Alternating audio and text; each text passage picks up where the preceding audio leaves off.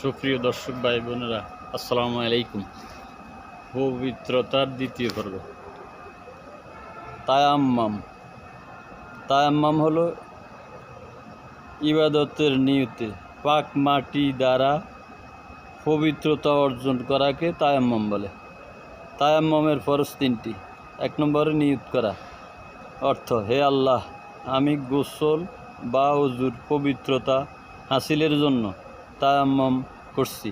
2 নম্বরে পাক মাটিতে হাত মুছে মুখমণ্ডল একবার মসহ করা। 3 নম্বরে আবার পাক মাটিতে হাত মুছে উভয় হাতের কনুই সহ মসহ করা।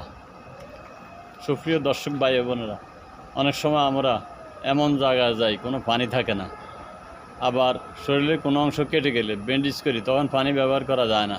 তারপরেও নামাজ বাদ দেওয়া যাবে না। নামাজ এমন একটি আল্লাহ পাকের অর্ডার এবং ফরজ। নামাজের হিসাব মৃত্যুর পর প্রথমেই নামাজের হিসাব নেওয়া হবে। এই জন্য আল্লাহ পাক নামাজের প্রতি অনেক গুরুত্ব দিয়েছে। মেরাজে গিয়ে হযরত মুহাম্মদ সাল্লাল্লাহু আলাইহি সাল্লাম আমাদের জন্য 5 ওয়াক্ত নামাজ উপহার হিসাবে এনেছেন। অতএব আমরা নবীজির আদর্শ মানতে হলে অবশ্যই নামাজকে গুরুত্ব দিয়ে পড়তে হবে, মনোযোগ সহকারে, খুশুর মাধ্যমে। আসসালামু আলাইকুম ওয়া রাহমাতুল্লাহি ওয়া বারাকাতুহু। ভিডিওটি ভালো লাগলে শেয়ার করবেন। ধন্যবাদ।